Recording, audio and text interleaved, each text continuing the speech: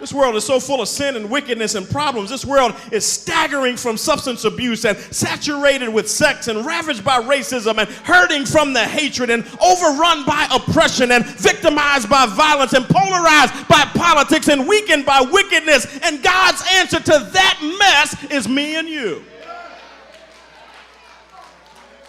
God is always looking for someone from his family who is unafraid to stand up and stand out for him, regardless of the consequences, regardless of what your girlfriend says about you, regardless of what your boyfriend says about you, regardless of what your neighbors say about you, regardless of what your coworkers say about you, you are willing to take a stand. He's looking for somebody who does not fear what the world may think, but somebody who's concerned about what God thinks about their lives. He's looking for somebody who will not compromise their bibliocentric and their Christocentric morals and values and convictions in a world that is set on being anti-God. He's looking for somebody who doesn't mind serving him to the point of unconditional sacrifice.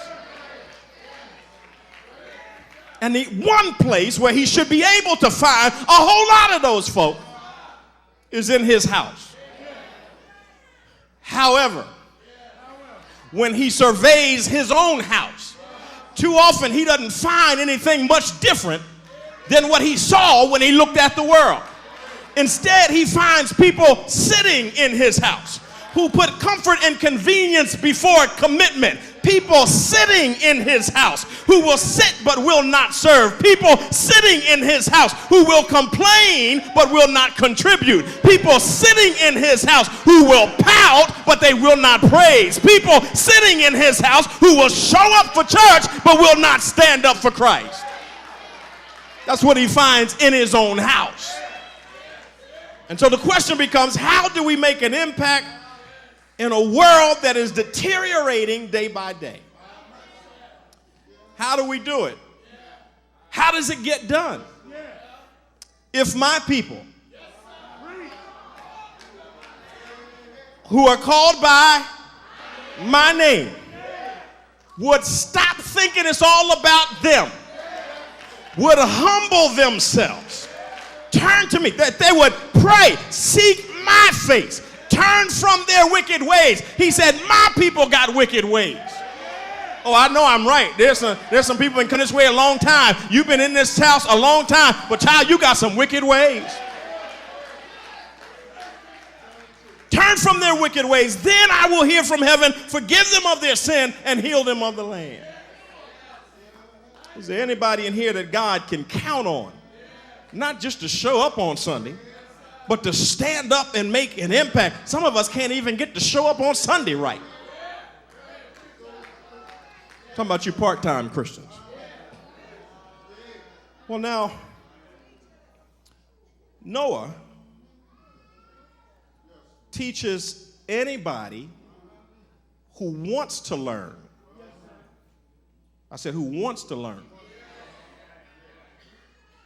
Noah teaches anybody who wants to learn how to make an impact for his kingdom from an uncomfortable place.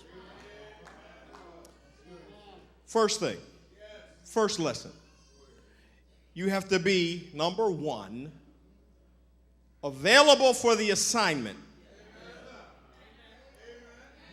That's why I said this ain't for everybody, because some of us are too busy for God to do anything in our lives.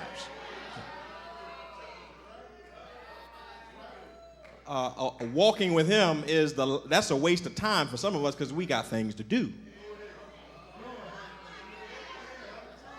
You have to be available for the assignment. And if you're going to be available for the assignment, the thing that goes hand in hand with that is that you also then have to abandon your agenda. Because it can't be all about you. Now, we really don't know what Noah was doing before God told him to build an ark.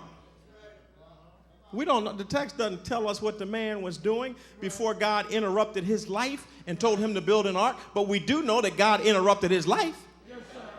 Not sure exactly what he was doing, but Genesis 5:32 says that Noah was 500 years old when he had his 3 sons.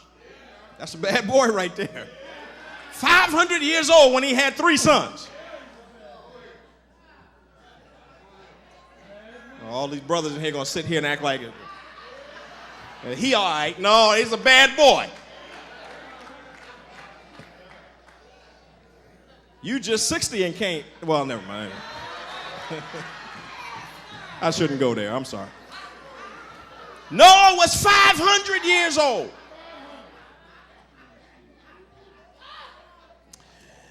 Noah was 600 by the time the floods came.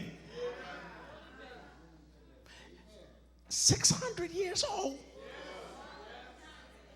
Walking with God and getting ready to embark on this major journey at 600 years old. I don't know what this old guy was doing when God called his name. But one thing I know for sure is that when God called him, whatever he was doing, he made himself available.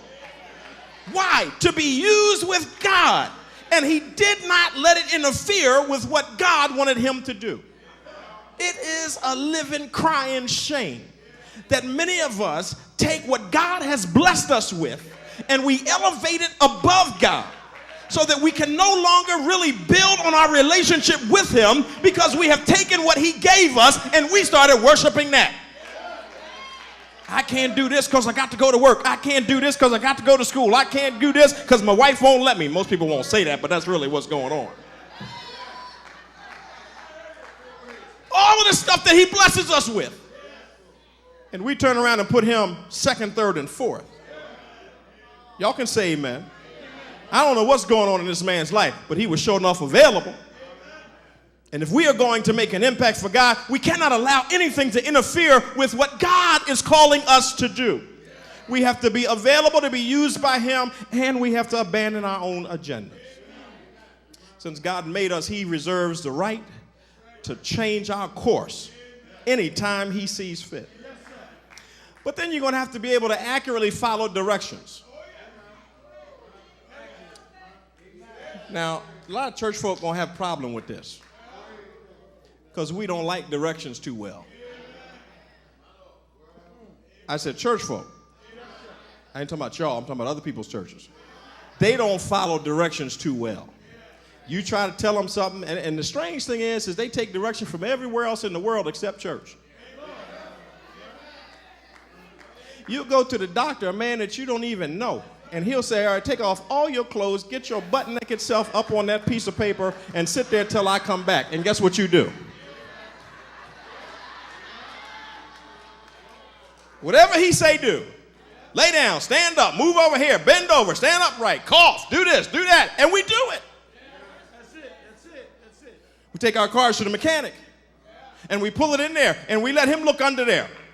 And he comes out and says, you got this wrong, this wrong, this wrong, and this wrong. It's going to cost you this. Man, I got to get that money up some kind of way. We don't question a lot of that stuff. God forbid you have to go to court. You go in there with your lawyer, and your lawyer is sitting there and says, now this is what I want you to say when the judge and the jury come in. And you say what he said.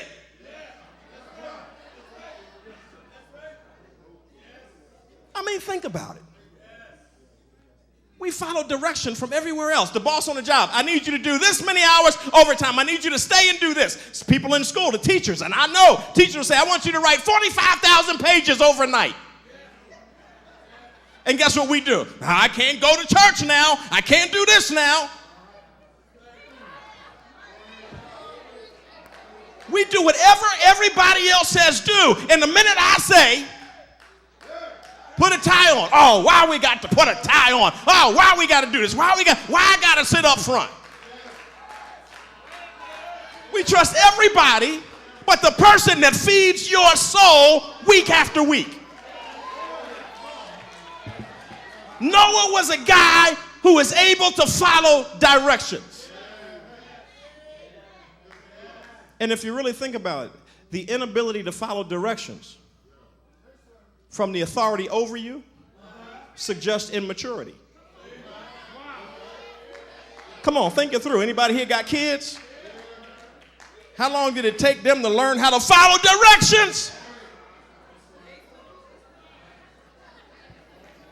So maybe we got some immature folks.